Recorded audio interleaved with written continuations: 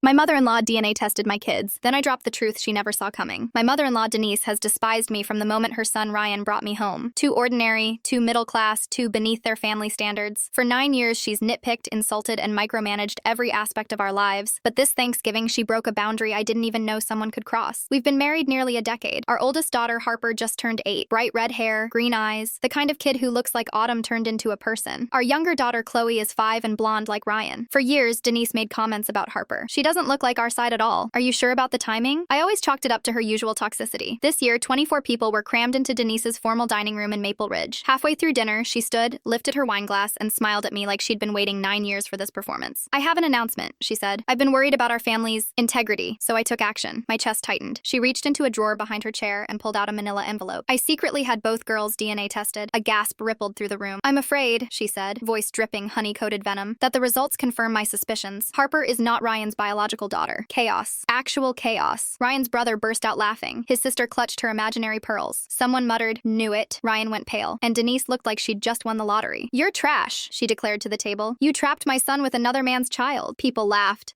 like my supposed infidelity was some kind of holiday entertainment. Ryan said nothing. That silence hurt more than Denise's words. I waited, hands folded, let them all choke on their smug righteousness. When the room finally quieted, I looked right at Denise. You're right, I said evenly. She's not his. Her smile exploded across her face. Victory. Pure, gloating triumph. And then I added, she's not his biological daughter. She's his adopted daughter. Dead silence. What? Denise croaked. I turned to Ryan. Tell them. He swallowed hard before speaking. We adopted Harper when she was 6 months old, before we got married. Now everyone stared. Even the fork clinking stopped. Denise blinked like someone had unplugged her brain. You adopted her? My sister died in a car accident, I said, voice steady. She was a single mom. Harper had no one else. We took her in. We've always treated her as our daughter, because she is. But you never told us, Denise stammered. Because, Ryan snapped, anger finally rising. It's none of your business, and because we knew you'd treat her differently. Looks like we were right, I said. You secretly DNA tested a child. You violated our privacy, our daughter's privacy, and then tried to humiliate me in front of 24 people, all to prove I wasn't worthy of your son. Denise opened and closed her mouth like a stunned fish. You thought you'd expose me as a cheater, I continued. Instead, you exposed yourself as someone who weaponizes children for drama. Ryan stood, taking my hand. We're done here. Ryan, please, Denise sobbed. I was trying to protect you. By ambushing my wife? By calling our daughter a liar's child? He looked around at his silent relatives. By dragging the whole family into your obsession? We went to the kids' table. Harper looked confused. Chloe was crying because the adults were yelling. We gathered their coats, and the room stayed wordless as we walked out. At the door, Ryan turned back one last time. You wanted the truth, Mom. Here it is. Harper is my daughter in every way that matters. And tonight you proved you don't deserve to be in her life. We haven't spoken to them since. Ryan's been in therapy unpacking how quickly his family turned on not just me, but an 8-year-old child they claimed to love. And last week, we finally told Harper the truth about her first mom, my sister, in the gentlest way we could.